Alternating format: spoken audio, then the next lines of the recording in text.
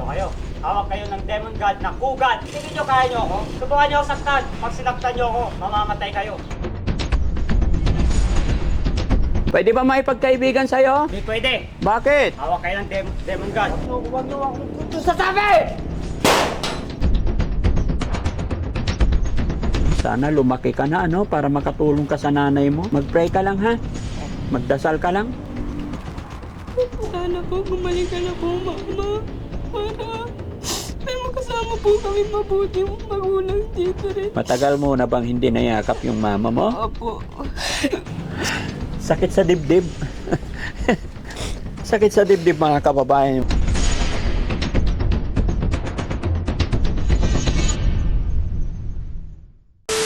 So yon mga kababayan, magandang hapon pong muli. Kung natatandaan nyo yung upload namin nakaraang araw lang na isang teacher na inabot namin sa kanyang kwarto na hubot-hubad, binihisan natin. At sabi niya, tinanong ko siya kung saan siya nahiga. Sabi niya sa akin, gustuhin man daw niya, ay ayaw niyang humiga sa simento, pero wala siyang magawa dahil wala siyang higaan. Kaya ngayong araw na ito mga kababayan, muli kaming bumalik para bilhan po siya ng papagman lang. Bagamat hindi ko pa nakausap yung kanyang pamilya, pero eto, bumili tayo ng pagkain ni teacher at saka papag para naman kahit di ko pa nakausap yung kanyang pamilya, ay matutulungan na natin si teacher. Eto mga kababayan, bumili tayo ng papag. Mag-isa lang naman siya mga kababayan. Kaya ay yung Jollibee meron, yung pagkain. May pagkain patingin. Okay, sige, hawakan mo lang muna dyan muna, titignan natin, ha? Hello po! Dito kami ulit. Hello? Ito yung anak na bunso. Ay, bunso. Ilang taong ka na? 14 years old po. Ilan ba yung anak ni teacher? Apat. na So ikaw bunso. Yung panganay ilang taon? 23 po ata. 23. Opo. Saan dyan si nanay? Pwede na makausap? Tanong ko po kuya, ano po? Umalis po kasi sila eh. Umalis si nanay mo? Opo, napunta po sa Dagupan. Pinapagamot po daw sa ospital. Dinala sa Dagupan na si nanay? Opo, Mabuti naman. Sinong nagdala? Yung kapatid po, doon sa iglesia po, si Carowena po. Kinuha na. Opo. Mabuti naman kung ganon. Sinamahan nung yung kapatid niyang pangatlo. Siyang katulong doon. Kailan kinuha? Noong nakarang araw po, noong Sabado po ata. Biyernes. Sabado kahapon, Biyernes. Biyernes. Sige, okay. At least naging okay na. At least may nagkuha na. Kasi di ba matagal na siya nakakulong dyan? Opo. Mama mo yon. Opo. Ano pangalan mo? Paul Arjan po. Ang papa mo nasaan? Nasa Cavite po nagtatrabaho, pero anong taong neto, may sakit po doon. Nagkakausap naman kayo ng papa mo. Opo. Very good, no? Pero bakit matagal na siya? Ilang taon na mama mo dyan? Mga 2 years po kalahati.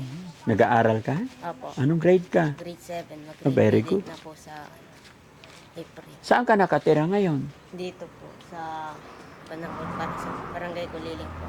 Hindi, yung bahay mo. Dito po. Dito mismo? Opo. Saan kayo natutulog dyan? Doon po sa loob, doon parang po, may upuan po na tsaka higaan, yun lang po. Saan kayo kumakain, nagluluto? Dyan din? Opo. Okay. So yun, mga kababayan. Nasa na siya? Nasa Dagupan. Dagupan, nasa pagamutan na siya, yung nanay nyo.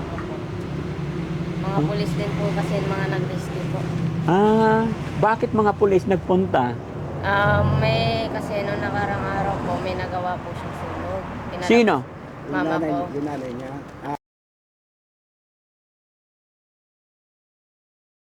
Pero nagtataka lang ako, nung nagpunta ako dito, nandyan lang siya, sabi nyo nakakulong lang. Opo.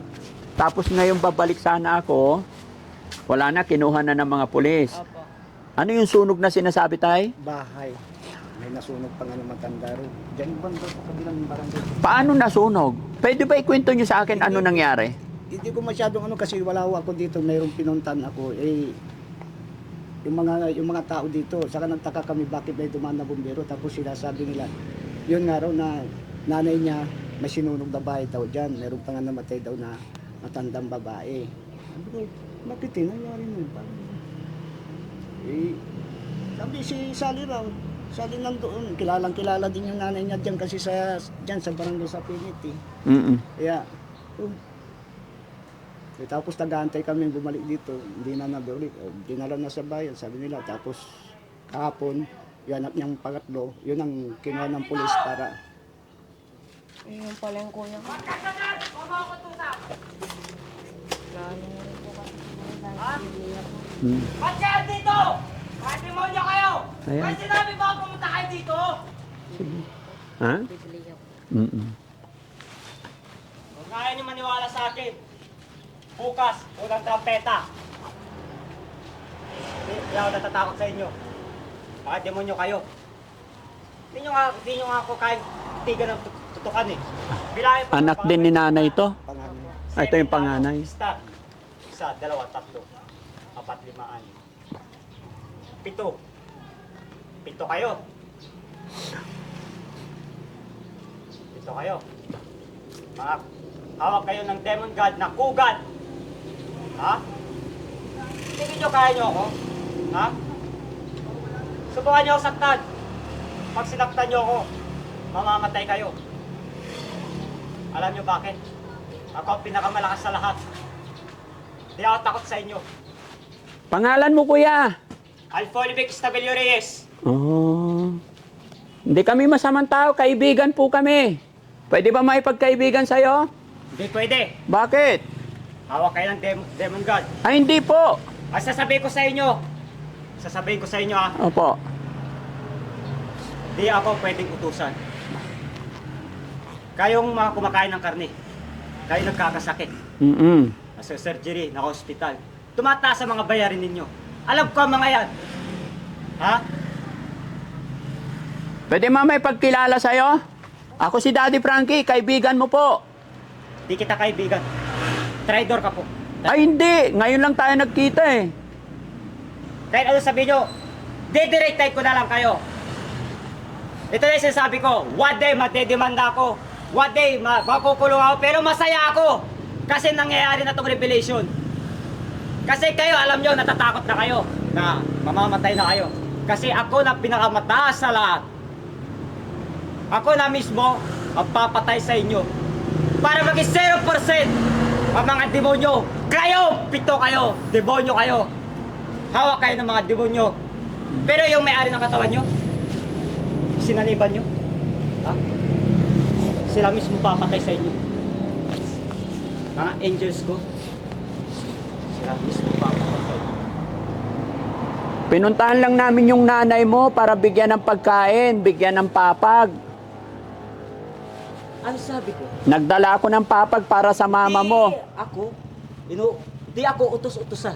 Opo, hindi ka naman namin utusan, may pagkaibigan lang. Gusto lang namin makatulong sa'yo, bro, sa pamilya mo. Hindi pwede. Kasi kapag nakapagkaibigan kayo sa akin, Opo. kakain nyo yung buhay na nagbibigay walang hanggan, pwede nyo ako ulit trade rin. Di na kayo mabupugsa! Ha? Kaya ginagawa ko na. Kasi di kayo tumitigil. Ha? Anong trabaho mo kaya? Saan ka galing? Huwag mo akong tanungin. Huwag mo akong tanungin, demonyo ka. Alam niyo yan. Alam ko ang nangyayari. Revelation nangyayari na. Kapag ako nag-fail, diretso kayo mamumuhay. Alam niyo yan. Alam niyo sa mga sarili niyo. Ha? Kuya, huwag kang magpatalo sa masamang espiritu, manalig ka kay God. God? Opo. Sabi niyong God, si Christ Jesus, na demonyo. Hindi. Si God, hindi demonyo. Si God, powerful sa lahat. Hindi na ako makipagtalo sa inyo. Mananahibig lang ako. Yo, Kahit mga sabihin niyo na, kausap ko yung kapatid mo. May dala kaming pagkain. Kumain ka na ba? huwag niyo akong ito sasabi! May pagkain, may pagkain. Dalhin niyo na lang ako sa kulungan. Hindi ka pwede kulong. Ba't gusto mo makulong? Dahil masaya ako makulong. Di kawawa yung nanay mo, mga kapatid mo. Kawawang nanay ko. Opo. Kawawang nanay ko. Mm. Kayo mismo, lawak ni Demon God, na nag-uusap kapag wala ako. Iniisip nyo, baliw ako. Pero kapag kayo wala ako, kasama si Demon God, nakapag-usap kayo, communicate kayo. Kala nyo, hindi ko alam yan. Alam niyo kung sino yung demon, yung isa na demon. Pinahirapan ko na isa. Hindi ko alam kung sino yung demon yun. Ha? Yung baka. Ha? Yung baka. Ayaw yung tumigil sa pakikipagtalo sa atin. Aalis ako dito. Sundan niyo ako, hulilin niyo lang ako. Hindi na, kami na lang aalis. Kami ang aalis. Yun mga kababayan, mga kabarangay. Isa yun sa anak ni nanay na sabi nila may problema din. Mamatay na kayo, mga demonyo! Kaya ako mamamatay kayo. Lalim ng kanyang dinadala mga kababayan. Demon God ba, nagtayo doon sa akin. Demon God ba, nagtayo sa akin. Kaya ako. Pero may pag-asa pa. Ha? Oo. Kaya stress yung Daddy Frankie, gawa Po. matagal nang hindi pumupunta yung papa nila. Na-stress siya dahil sa tatay niya. Oo, siguro. Isa na rin yan sa dahilan ng ano. Ikaw kuya, huwag kang magpatalo ha. Huwag mo nang isipin ng problema ha. Ikaw ang pag-asa nila. No? Matagal na bang ganun yung kuya mo? Ano po lang po, nagsimula po sa January 15. This coming January lang, last January lang, Opo, nagsimula siyang ganun. opo. Ano? Dahil lang po sa Biblia nung nagpatuloy siya ng January 15. Nagbabasa siya. Opo. Tapos, Yun, nagiging gano'n siya hanggang sa uli. Gusto niya po iligtas yung mundo, pero nagtitiwala naman pa kami, pero sa huli, parang nagbabago po. nagbago siya. Opo. Gusto raw niya iligtas ang mundo. Opo. Baka naman basa lang siya ng basa tapos hindi nakakain, no? Parang sa ganun na rin po. O nagutuman kasi dahil sa sitwasyon nila dito mga kababayan sa hirap ng buhay. Kaya ikaw huwag kang magpapatalo ha. Kung ano naman po kasi, ako naman din naman po na nagluluto dito. Ikaw nagluluto. Diyan sila nagluluto, tsaka kasi wala silang. Saan ka kumukuha ng pera nyo? Kay kuya ko po yung pangatlo po. Siya naghahanap buhay. Opo. Yun ang nababantay ngayon sa nanay niya doon sa Tagumpay. Yung pangatlo mong kuya, yun ang nagbabantay sa nanay mo ngayon. Opo. Paano nga ba nangyari? Balikan natin yung nangyari, sinunog ng nanay mo yung bahay? Opo. Paano kayo nakasiguro na siya ang nagsunog? Hindi po din po namin kasi sigurado kasi hindi po nila alam kung si mama ko po talaga po may nangyari lang talagang gano'n na nasunog. Oo, sa di ba? Hindi kawayan. naman natin sigurado. Pero ang tanong, bakit tiyempo naman na nakalabas? Nilak naman ni tatay yun, di ba? Pinalabas po ni kuya ko, Bakit niya pinalabas? yung panganay po, pinalabas niya po para titingnan niya kung ano. Pero nung nagsigawan po daw sila, nandiyan sa... Yung kuya mong galing dito? Opo. Siya ang nagpalabas? Opo.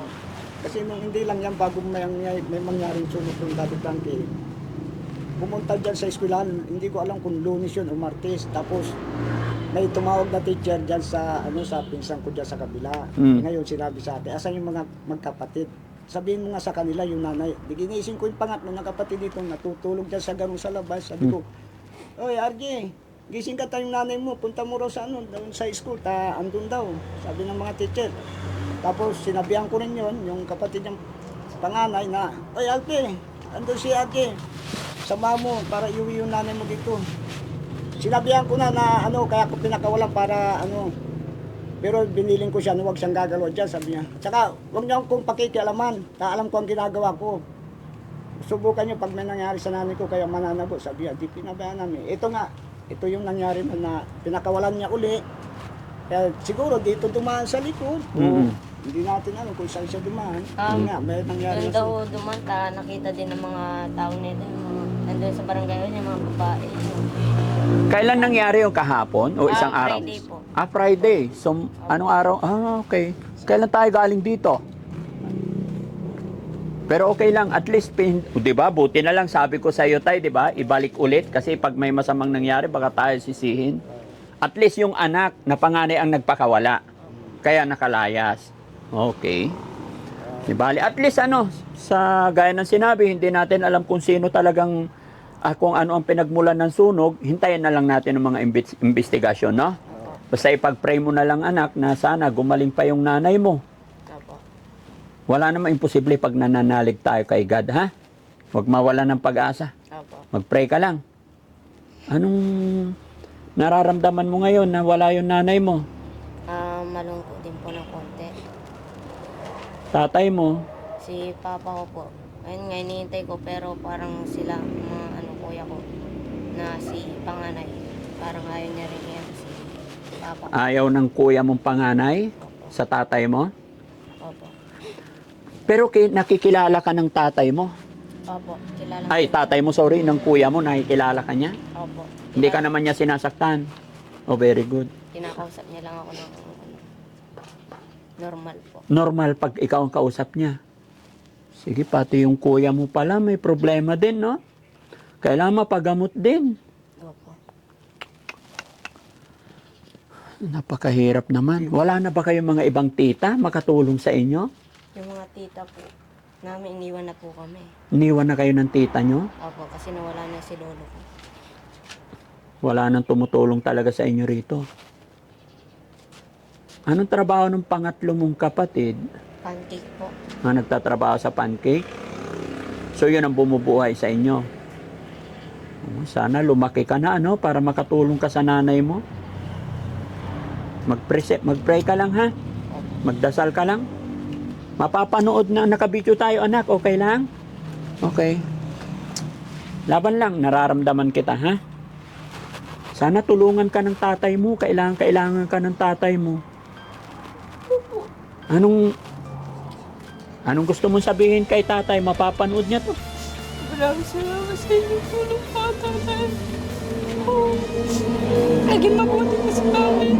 Maraming salamat po.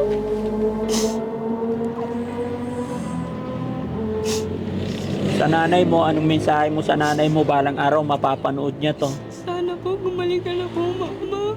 Para may makasama po kami mabuti magulang dito rin. Namimiss ko na rin po kasi magulang ko, di ko na naiiyakap. Hanggang sasabihin ko na minsan.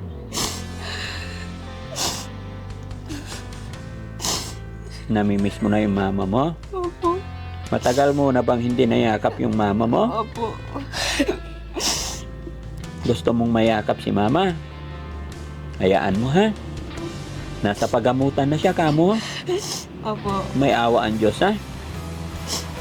Laban lang, mga kababayan. Laban lang, napakahirap. No?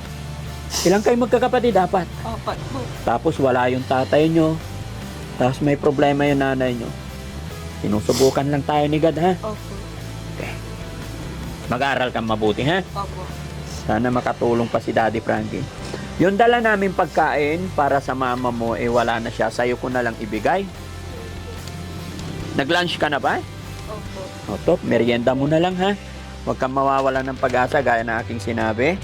Ayan. Maraming salamat po. Anong pangalan mo ulit na? Arjan po. Arjan, huwag kang mawawala ng pag-asa, ha? Sakit sa dibdib. Sakit sa dibdib, mga kababayan, yung mga ganitong pagsubok. Napakahirap isipin na sa murang edad niya, hinahanap niya yung pagmamahal ng ina, pagmamahal ng magulang. Pero wala. May sakit yung kanyang nanay. Ganon din sa kuya niya. Kaya wala siyang magawa kundi lumaban, nanginginig. Relax ka lang, anak. Opo. Kilala mo ako? Opo. Daddy Frankie. Hayaan mo, gagawa tayo ng paraan. Mumonitor ko pa rin si nanay kung ano ang pwedeng gawin ng Team Daddy Frankie, ha? Opo. Basta mag-aral ka lang. Bibigyan kita ng allowance mo, ha? Para may pagkain, makapag-aral ka, okay?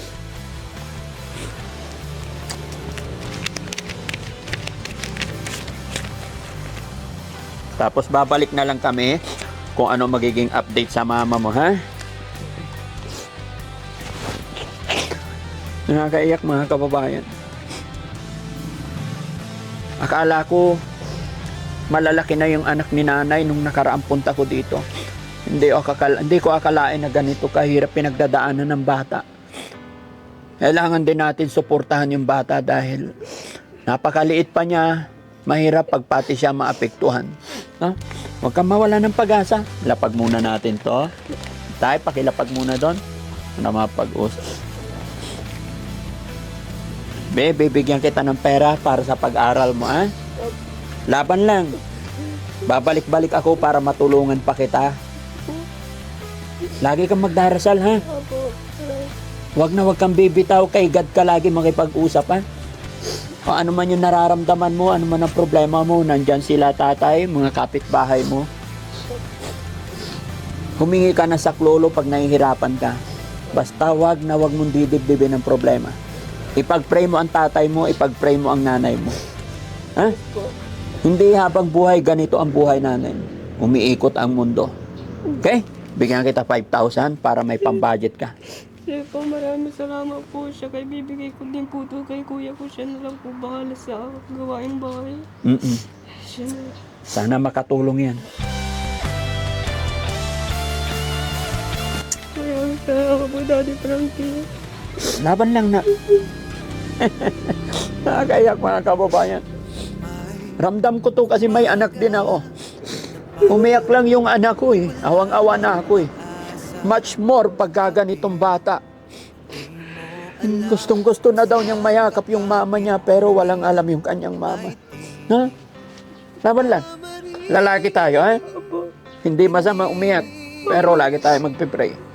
Okay? Sakit sa pakiramdam mga kababayan. Sakit sa puso. Kita nyo po pati kanyang kapatid na may pinagdadaanan. Laban na. Malungkot ba? Mahirap. Mahirap po ng konti pero tinigis ko lang po. Sige lang. Basta magdasal ka lang, ha? Maraming salamat po ulit, Daddy Frankie. Walang ano man. Maliit na bagay lang yan, ha? Basta mag-pray ka, babalik ako para makatulong pa. Okay? Sige. So yun mga kababayan, mga kabarangay, pansamantala ako nagpapaalam sa inyo at hanggang dito na lang. At siguro yung papag sunod na lang natin pag nandito na si nanay ulit. No? Hindi ko alam na ganito yung mangyayari.